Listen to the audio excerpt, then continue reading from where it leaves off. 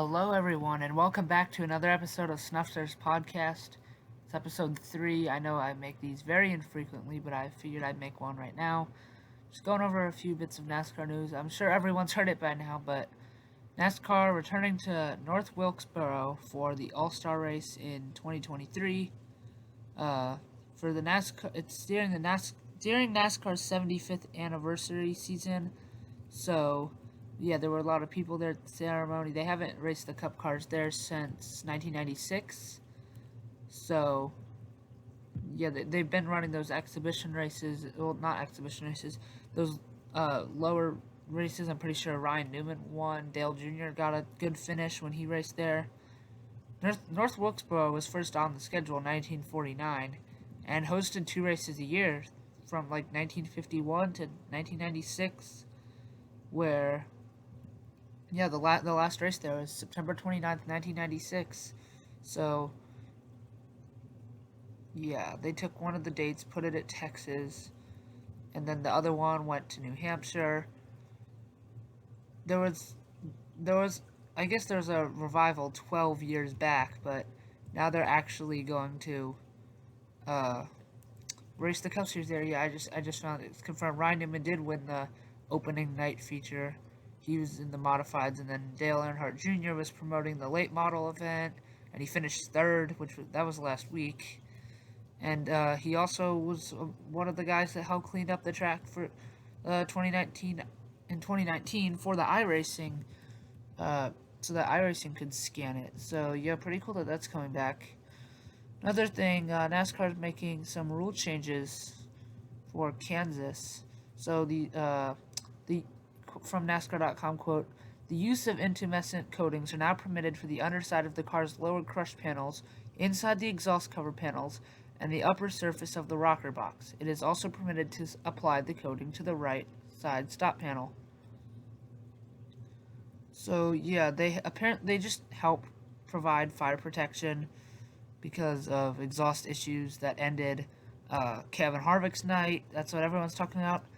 But also JJ Yaley in the 15, we saw him go out of that race around the same time as Kevin Harvick. So they both had that problem. So new rule change for Kansas. Also, this is the elimination race for the Truck Series, and Matt Crafton is right on the bubble. Grant Enfinger, Chandler Smith, they advanced to the round of 8, and Kansas is coming up, but Matt Crafton's in 8th place. He's a 3-time champion. He's in 8th, excuse me. He's ahead of Carson Hocevar in 9th by only 3 points, and he's only 6 points ahead of Christian Eckes in 6th. They're going to be battling for that final spot in the round of 8. I can guarantee it is going to be crazy. They're all going to want to get in. Matt Crafton's 46 years old. He has raced in every single truck race at this track all the way back to 2001. He's won 3 times at Kansas. He could still win. Although he hasn't won in 2022, maybe this is where he gets his first win. But he hasn't shown as much speed this year either. So Hocevar Eckes could really get into that. And finally, I just want to go over NASCAR.com silly season list. I think yeah. So Eric Almirola, he was supposed to retire, but now he's coming back. I think we've all heard about that. Joey Logano, he's won 29 races. He's got a multi-year contract extension. Zane Smith made his first Cup start in the 17 car, but Front Row Motorsports keeping him for 2023. They're going to give him opportunities in Xfinity and Cup next year. Blaney's also signed a long-term contract extension, and Bubba Wallace is going to be driving the 23 car, of course, for the foreseeable future. Noah Gragson driving the 42 car for Petty GMS next year, replacing Ty Dillon. Eric Jones, he is staying for a few more years at Petty GMS as well. But Ty Dillon, he's without a ride, so we don't know where Ty Dillon's going next year. He might have what happened when Jermaine shut down, sold his charter, Ty Dillon might be without a ride next year. He's one of those guys. He's shown speed on super speedways. There's that classic battle between him and Clinton Boyd for a stage at Bristol a few years back. Ty Dillon has enough talent to get a Cup Series ride. And then not Ty Dillon, I just talked about him. Tyler Reddick, leaving Richard Childress Racing, heading to 2311. We don't know. He's supposed to stay with RCR another year, but who knows? Maybe Richard Childress gives him the boot again. Everyone's saying that maybe Kyle Busch gets that ride next year. Martin Truex Jr. as well. He's had 17 full-time seasons. So, although people were a little skeptical, is Truex going to stay in the Cup Series? Is he going to retire from full-time racing? Yeah, he's staying. He's announced that back in Nashville weekend. And Ricky Stenhouse Jr., I don't think anyone's really been talking about this. He's staying with JTG Doherty for at least 2 more years in the Cup Series. Kyle Busch. Have anyone stopped talking about that?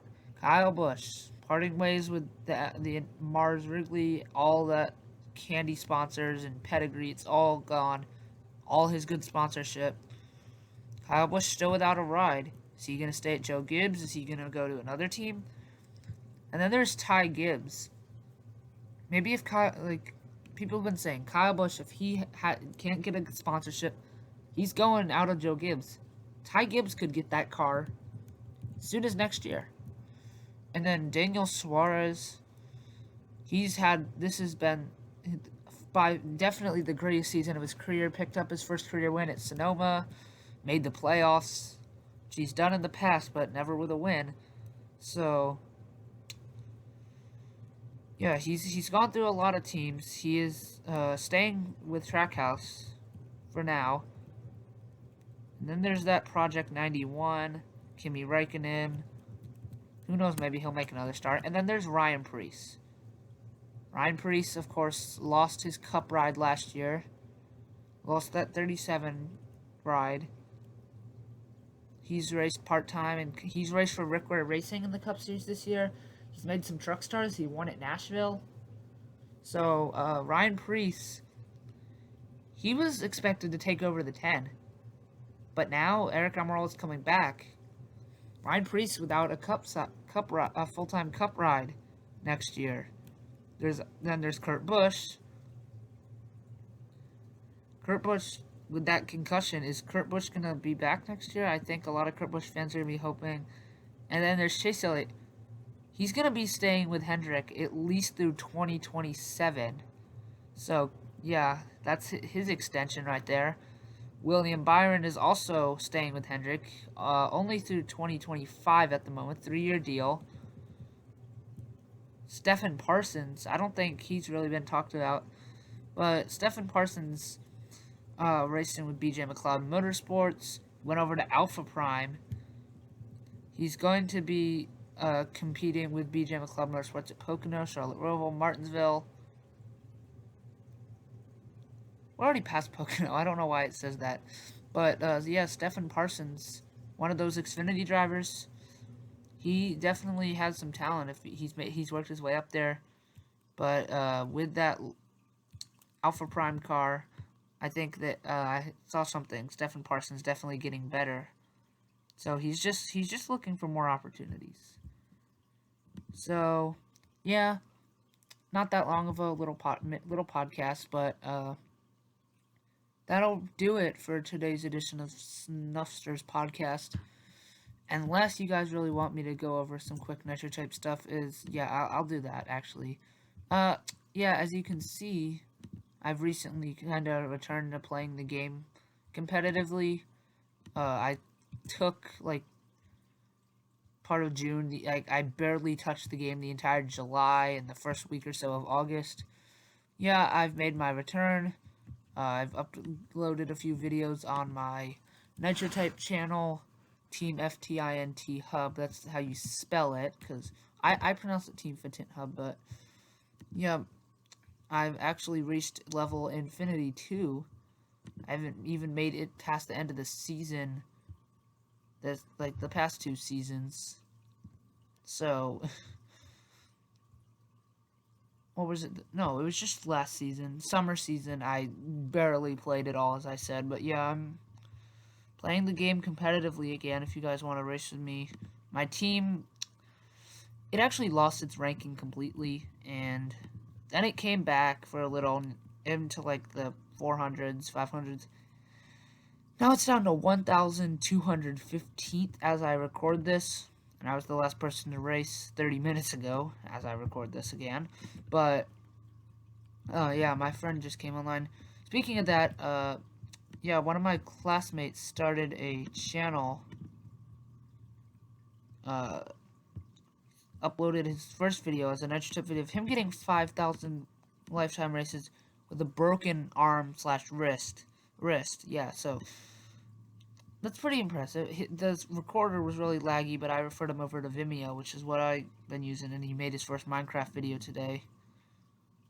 He stayed home from a field trip, but I might link him in the description below. Anyway, I think that'll actually do it for this edition of the podcast. Also, just mention Back to School 2022 ends in 10 days. If you play Nitro Type, get out there, grind that season if you haven't, and I'll see you in the next episode.